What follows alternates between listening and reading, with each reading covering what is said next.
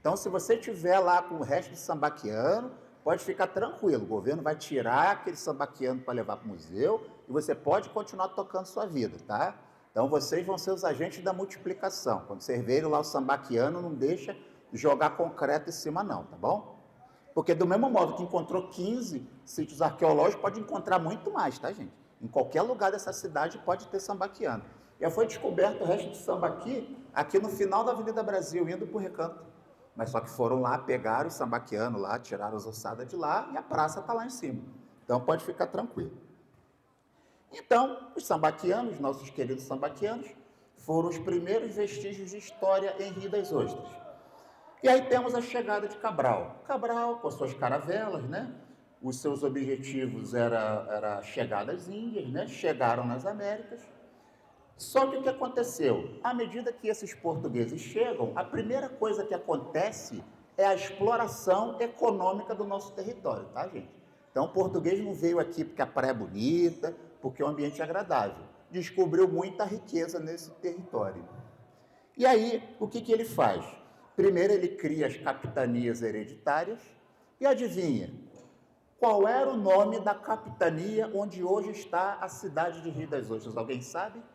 Aquele que descobrir, eu não vou dar prêmio nenhum, porque o professor ganha pouco, mas eu vou ficar muito feliz. Alguém sabe o nome da capitania onde fica Rio das Ostras? Alguém aqui mora em Cabo Frio? Parabéns, aqui era a capitania de Cabo Frio. Nós vivíamos na capitania de Cabo Frio. Cabo Frio, só para vocês terem uma ideia, ia de Maricá até a fronteira ali com Campos. Então, tudo isso aqui era a grande capitania de Cabo Frio. Com o passar do tempo, essa capitania foi dividindo, inclusive nessa palestra que está no YouTube, eu falo da Fazenda Campos Novos, que é aquela fazenda bonita que tem ali no caminho para São Pedro da Aldeia, e lá era o grande centro de agricultura e de exploração de mão de obra escravizada negra. Então vejam lá aquela palestra que lá eu falo com detalhes sobre a Fazenda Campos Novos. Mas o importante é que vocês saibam aqui, Rio das Ostras fazia parte da grande capitania de Cabo Frio. Só que tem um problema. Vocês já perceberam que Cabo Frio é muito maior que Rio das Ostras? Em população, tem um comércio forte, né?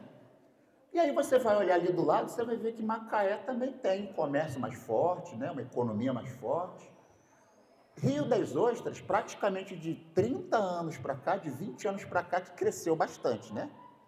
Agora eu pergunto para vocês, por que Rio das Ostras ficou para trás no crescimento populacional e econômico e Cabo Frio e Macaé cresceram muito mais?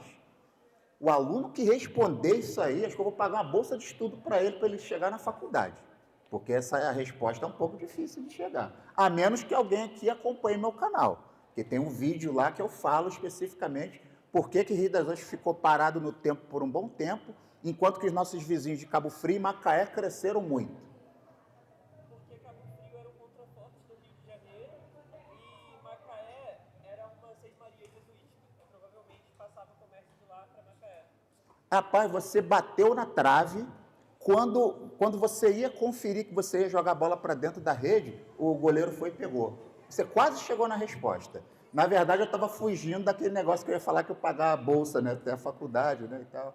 Tem a ver com isso. O que acontece? Quando você anda pela Amaral Peixoto, a largura do Rio São João, ali, indo para o segundo distrito de Cabo Frio, já perceberam que o Rio São João é bem grande? Enorme, né?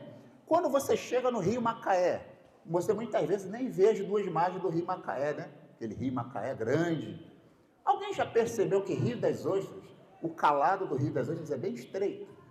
Inclusive, eu sei de alunos aqui, eu olhar bem para o rosto de vocês, eu tenho certeza que meia dúzia de alunos que estão nesse auditório têm o costume de pegar ali o final da Praia da Boca da Barra e atravessar a pé o Rio das Ostras para ficar naquela ilha lá, que tem lá aquelas plantações, aquela natureza lá, né?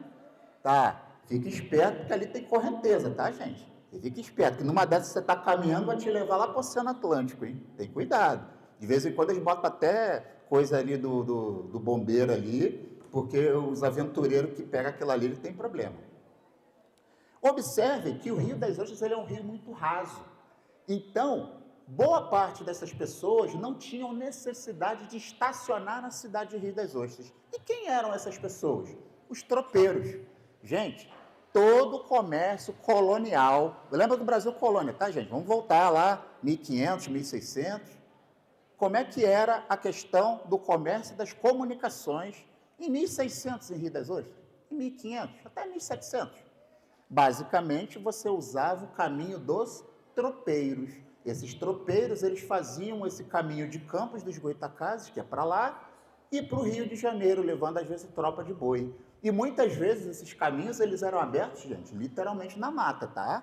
Ó, 1600, esquece rodovia Amaral Peixoto, esquece BR-101, esquece tudo.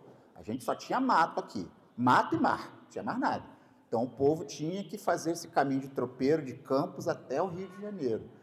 Quando ele chegava em Macaé, ele tinha que se estabelecer. Por quê? Porque o rio é muito largo. Então você tinha que parar ali e esperar um momento para um barco, uma embarcação, passar para o outro lado do rio. Quando você chega aqui do segundo distrito, aqui em Barra de São João, você tem que fazer a mesma coisa. Você tem que parar, ir com uma embarcação para o outro lado e continuar a sua viagem.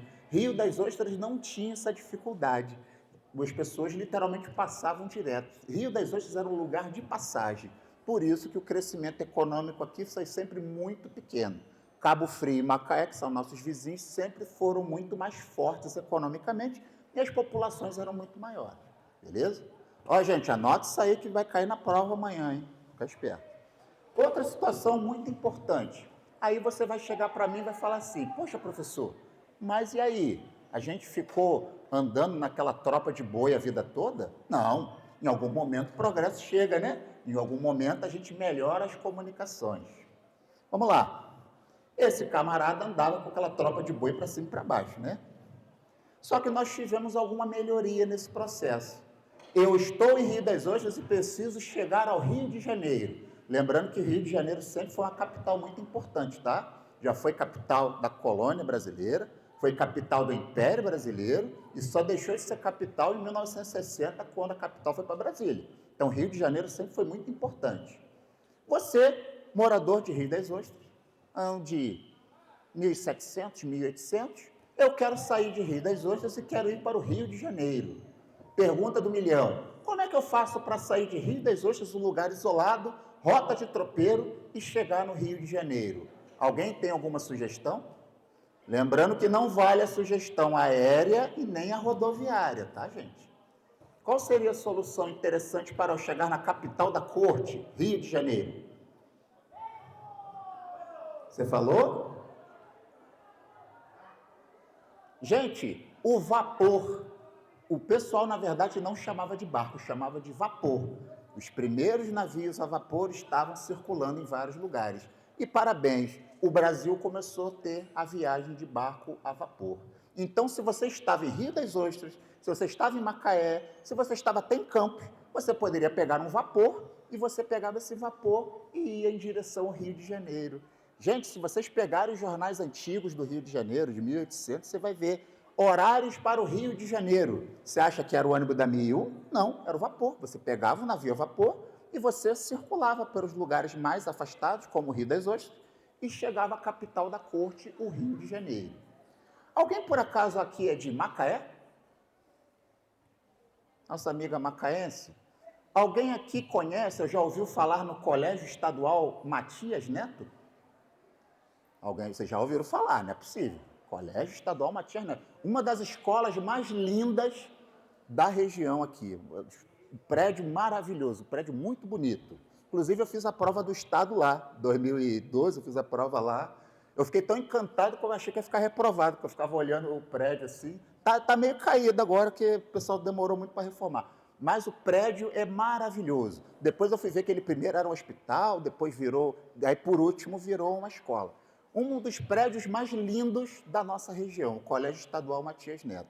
Para quem não conhece, Matias Neto foi um excelente educador, né? Muito melhor que eu, e ele foi homenageado com o nome da escola.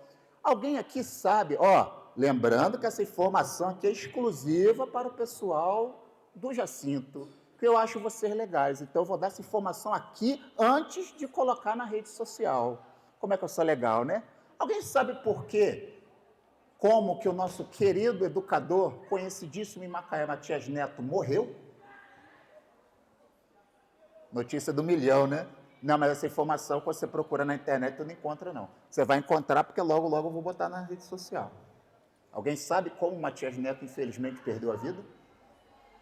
Por incrível que pareça, ele perdeu a vida quando um vapor que estava indo em direção a Macaé, ele afundou.